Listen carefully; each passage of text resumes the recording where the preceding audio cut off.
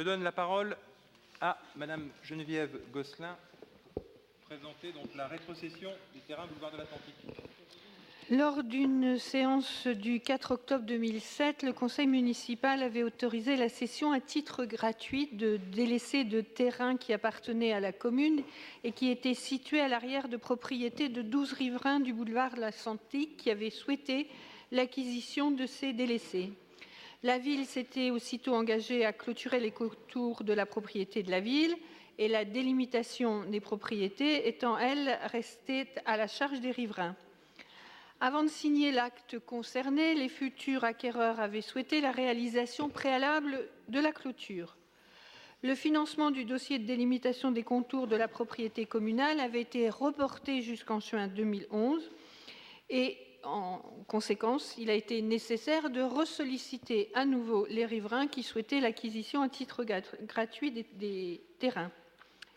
Aussi, un nouveau plan de division a été réalisé et à la date d'aujourd'hui, ce sont 9 riverains qui ont souhaité faire l'acquisition des parcelles attenantes à leur propriété. Et donc, vous avez la liste des personnes qui souhaitent acquérir à titre gratuit les parcelles de terrain appartenant à la commune. Et donc, il vous est demandé d'autoriser Monsieur le maire ou son représentant à signer les actes de cession, en sachant que ces actes de cession seront rédigés sous forme d'actes administratifs. Qui vote contre? Abstention. Délibération adoptée à l'unanimité. Délibération suivante, la convention de servitude.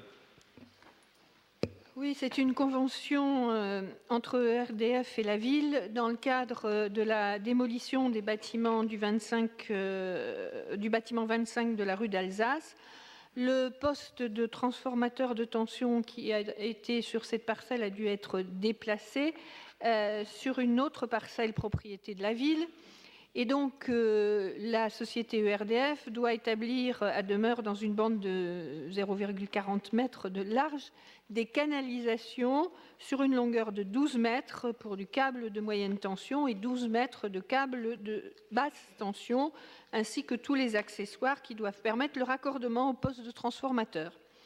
Donc en fait, il vous est proposé d'autoriser la signature de la convention qui autorise ERDF à la réalisation de ces canalisations et à la pose des câbles.